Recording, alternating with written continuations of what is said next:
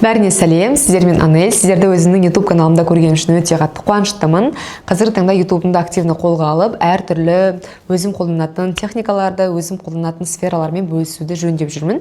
Сол үшін маған тіркеліп қойыңыздар, алдағы уақытта пайдалы видеолар салып тұруға тырысатын боламын.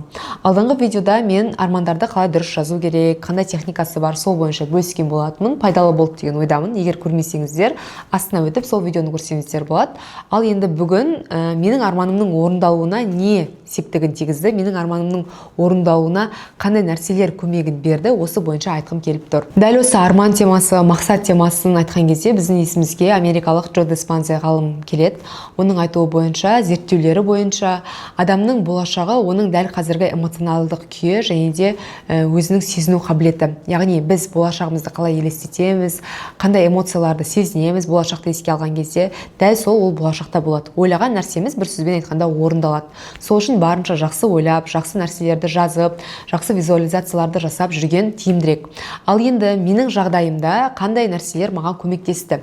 Ең бірінші әрине ол жазу, одан кейін оны арман картасына түсіру, одан кейін визуализация жасау, иә?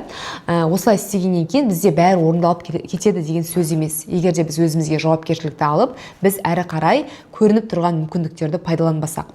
Егер де осылай жазғаннан кейін көп адамдар жазады, иә, істейді, бірақ көбінесе жауапкершілікті алуға келген кезде қатты қорқақтап қалады. Яғни әрекетке келген кезде, жаңа істі бастауға келген кезде, тәуекел етуге бір сөзбен айтқанда қатты қорқақтайды. Біз күнделікті өмірімізде 90-95% бір нәрсені қайталап істей береміз. Күнделікті өзіңіздің өміріңізге қарап көріңіз, сіздегі күнделікті нәрсе қайталанады 90-95%-ке дейін. Тіпті ойларымызда 90-95%-ке дейін кешегі күндігін қайталай береді. Ал бізде 5 нәрсе ғана жаңа нәрсе. Сол үшін 5 нәрседегі жаңа нәрсеге біз көңіл фокусты қоятын болсақ, біздің өміріміз өзгереді, біз жаңа жаққа талпынатын боламыз. Ал енді арман картасын жасадық, армандарымызды прям жақсылап жазып қойдық. Дальше не істейміз? Маған қандай нәрсе көмектесті? Маған дәл осы жолда көмектескен нәрсе ол жаңа нәрсені бастау, ол блог жүргізу. Блогты бастағаннан кейін менің өмірім до-после болып негізінде өзгерді. Мысалға, арман картамдағы армандардың орындалуына да көмегін тигізген ол блог жүргізу, яғни рилс түсіру, блог жүргізу, инстаграмға шығу деген секілді. Не үшін? Себебі ол да бір үлкен қадам. Көп адам өзін көрсетуге, өзіне жауапкершілікті алуға, өзі жұмыс жасауға қатты қорқақтайды, немесе жауапкершілікті алудан қашады. Дәл осы жерде осыдан 4 жыл бұрын блог бастаған кезде менде де сондай қорқыныштар болды, бірақ қорқынышқа қарамастан ол менің қажеттілігімнен туындағаннан кейін мен осылайдан тоқтамай блог бастадым, рилс түсірдім, иә, сторис жүргіздім. Қазіргі таңда ол өзінің нәтижесін жаймен көтеріп қазіргі таңда беруде, және де дәл сол жолда менің бұрын жазылған армандарымның орындалуының жолын салып берді. Тіпті жақында біз даму челленджін ұйымдастырған болатынбыз. Сіздер білесіздер, менің арманға қадам кітапшам бар, және де орындалған 100 арман деп аталатын блокнотым бар. Яғни арман картасын дұрыс жазу, жоспарлау бойынша дәл осыны сатып алған жандарға біз даму челленджін ұйымдастырған болатынбыз тегін түрде. Біз ол жерде қандай схеманы қолдандық? Даму челленджіне қатысқан жандар ең бірінші алғашқы 3-4 күндікте бізде тазалық жұмысын жасады. Тазалық дегеніміз қалай? Ол өзінің өмірінен, миынан, телефоннан, яғни барлық жақтардан тазару процесі, арылу процесі. Біз өткенмен қоштаспай, біз жаңа дүниені бастай алмаймыз. Ол бастау өте қиын. Мысалға, тіпті үйіңізде көптен бері тұрған киімдер, немесе желінбей тұрған тамақтар, телефонымызда пайдаланбай тұрған, қаншама памятталып тұрған керек емес видеолар, яғни барлық мусорлар біздің өмірімізді ұстап тұрады. Сол үшін егер де бір нәрсені бастаймын, өзгеремін, арман картамды жасағаннан кейін дамимын дейтін болсаңыздар, міндетті түрде сіздерге кеңес тазалықтан бастаңыздар. Үйіңіздің тазалығы, керек емес нәрсенің бәрін лақтырыңыздар. Bir күні керек болып қалады деген нәрсенің барлығы ол сізге керек болмайды да. Оның барлығы просто энергияны алып тұрады. Сол үшін біздің энергиямыз сол жаққа кетеді, миымызда тұрады ол нәрселер. Сол үшін бірінші үйдің тазалығынан көз алдымыздағы керек емес нәрселердің бәрін тастаймыз, немесе сатамыз, немесе қайырымдылыққа біреуге береміз. Телефонымызды тоже тазартамыз, керекті видеоларды ғана қалдырамыз, керек емесін бәрін өшіреміз, кейбір керектерін архивқа саламыз деген сияқты тазартамыз. Тіпті инстаграмда подпискаларыңыз, егер де сізге ұнамайтын адам болса, мысалға сізді триггер ететін адамдар болса, олардан да отписка жасаңыз. Барлық керек емес, пайдасыз адамдардан отписка жасаймыз. Бізге біреудің өмірі мүлде қажет емес. Егер де біреудің өмірін аңдып отыратын болсаңыз күндіз-түні, ол кезде өзіңіздің өміріңіз қалай өтіп кеткендігін, балаларыңыздың қалай өсіп кеткендігін тіпті байқамай қаласыз. Одан кейін отписка жасап тазарғаннан кейін, цифровой тазарудан өткеннен кейін миыңызды тазалаңыз. Яғни яғни менің энергиямды не алады, менің басымда қазір қандай проблемалар бар, мен нені уайымдап жүрмін, барлығын тізіп жазыңыз. Тізіп жазғаннан кейін лақтырыңыз. Яғни осылай тазалық жұмысын жасап алыңыз бір рет. Одан кейін барып уже армандарыңызды жазсаңыз болады. Кеше айтқан болатынмын, қалай жазу керек? Дәл сол схеманы пайдаланып, армандарыңызды толықтай жазып шығыңыз. Тіпті мен өзім арман картасын жасайтын кезде міндетті түрде үйге уборка жасап, прям душқа түсіп, тазаланып, солай барып жасаймын. Бір жеңілдікпен жасаймын да. Сол сияқты сіздер де осы нәрсені қолдансаңыздар болады. Одан кейінгі нәрсе бізде тазалық жұмысынан кейін армандарды жазу, армандарды жазғаннан кейін енді әрекетке көшу. Әрекет ол бізде әртүрлі әрекеттер армандарымызға байланысты. Маған көмектескен нәрсе ол блог жүргізу, себебі блог жүргізу деп отырғанымыз көп нәрсеге жол ашады. Мысалға, мүмкін біреуіңіз мұғалімсіздер, мүмкін біреуіңіз стоматологсыздар, мүмкін біреуіңіз қазіргі таңда декреттегі анасыздар. Міндетті түрде дәл қазіргі заманның валютасы ол блог, инстаграмды жүргізу, оқырмандардың болуы, сіздің танымал болуыңыз, ол қазіргі таңда валюта алтыннан да қымбат болып тұрған заманда міндетті түрде телефоныңызды алып қолыңызға өзіңізді түсіруді бастаңыз. Түсіргенде қалай түсіреміз? Бұл жерде де жүйелік қажет. Бірінші жазып алыңыз.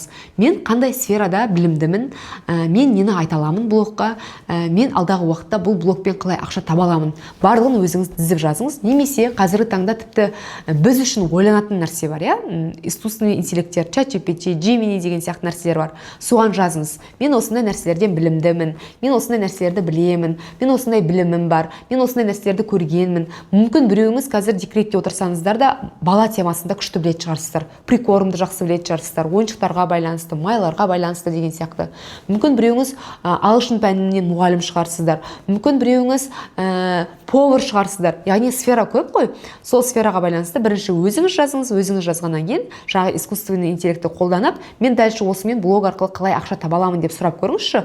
Ол сізге прям тізіп тұрып жазып береді. Соны қолдансаңыздар болады. Не үшін қазіргі таңда блог жүргізу маңызды деп жатырмыз? Тіпті көретін шығарсыздар, блог арқылы жаңағыдай үйін алып атқан, блог арқылы қыдырып жүрген, блогтың пайдасы арқылы бүйтіп жатырмын, сөйтіп жатырмын деген жандар өте көп. Блог ол жерде Инстаграм сіздің видео түсіргеніңіз үшін ақша төлемейді. Сіз Инстаграмда өзіңіздің услугаңызды, өзіңіздің белгілі бір товарыңызды сатқаныңыз үшін, яғни ақша таба аласыз. Бұл жерде бізге Инстаграм бізді жарық әлемге шығаруға көмектесетін құрал. Тіпті біздің өзіміз жолымызды бастаған кезде мен 200 оқырманмен бастаған болатынмын.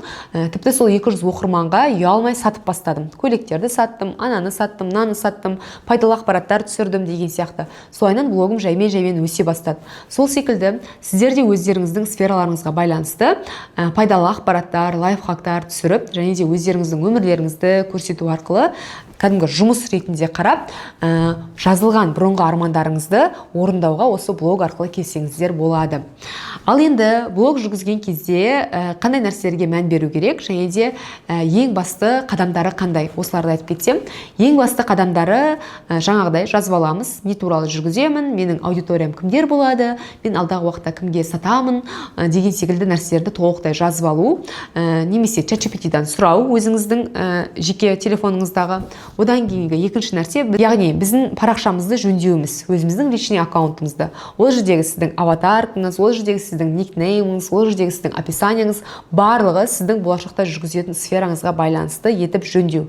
Оған да сізге кәдімгі тегін тұрған қосымша көмектеседі, сол жер арқылы жүктеп жазып шықсаңыздар болады. Одан кейін келесі қадам бізде әрине рилстар. Рилстардың басын міндетті түрде өзіңіздің өміріңізді көрсетумен бастасаңыз болады. Ең оңай формат сіздерге прям блогқа кіру үшін менің бір күнім форматы. Қазіргі таңда адамдардың успешный успехи емес, кәдімгі қарапайым адамдардың өмірі қызық заман. Не үшін қазір UGC креаторлар күшті тренд болуда? Себебі простой адамдардың заттарды рекламировать етуі қазір адамдарға сенімділік оятады, адамдарға қызығушылық тудырады. Сол үшін осы тема қазіргі таңда жақсы көтерілуде. Осы потоктан прям қалып қоймаңыздар. Ең бірінші видеоларыңыз простой ғана, менің қарапайым бір күнім форматын істесеңіздер, өте простой, бірақ ол адамдарға қызық. Кәдімгі қарапайым адамның өмірі қазір қызық. Мысалы, сіздің жұмысқа баруыңыз, одан кейін ішкен тамағыңыз, сіздің жасаған іс-әрекеттеріңіз, сіздің вайбыңыз адамдарға қызық. Дәл осы форматпен кірсеңіздер болады. Одан кейін екінші видеоны сіз өзіңіздің сфераңызға байланысты пайдалы ақпарат салсаңыз болады. Лайфхактар, немесе кеңестер деген сияқты. Үшінші видеоңызға разбор жасасаңыз болады. Мен қолданатын товарларға разбор деген секілді.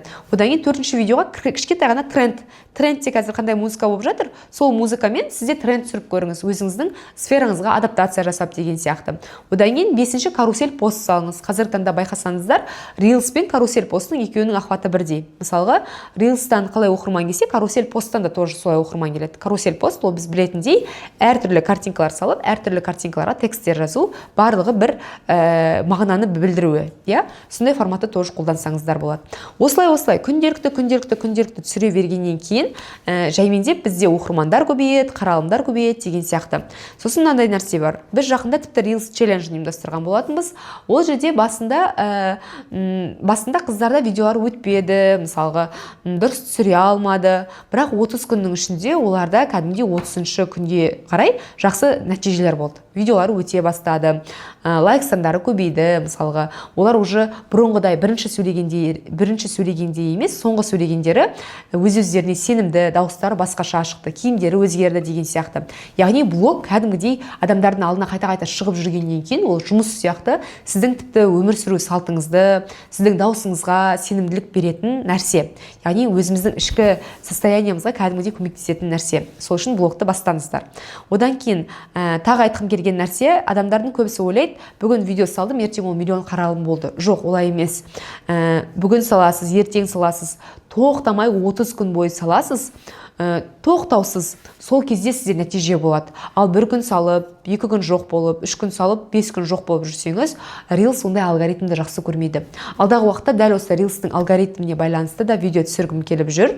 Егер сіздерге қызықты болса, жазып кетіңіздер. Дәл осы Reels'тің алгоритмі, продающий видеолар қалай жасалынады деген темалар қызық болса, сол тақырыптарды да талқыласақ болады. Одан кейін айтқым келген нәрсе, тіпті Джо Диспензаның өзі айтады, егер бір істі бастасаң, одан сразу нәтиже күтпе, оны 100 рет қайталап істеп көр дейді. Мәселен, жаңағыдай сіздердің жағдайларыңызда 100 рет Reels түсіріп 100 күн бойы салыңыз, егер мүлде нәтиже болмаса, сол кезде тастасаңыз болады. Ал егер де уже нәтижесі көрінсе, оны тастамаңыз, дальше жалғастырыңыз.